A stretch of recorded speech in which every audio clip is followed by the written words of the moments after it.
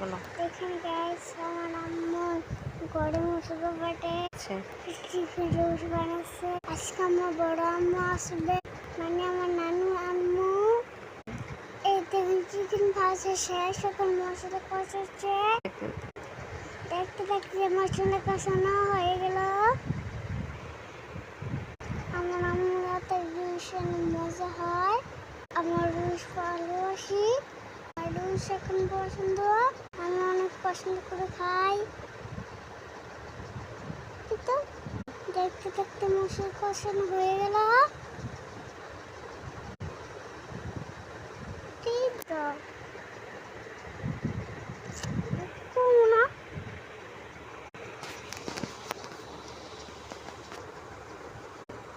দেখেন মশলাটা তেল তেল হয়ে গেছে।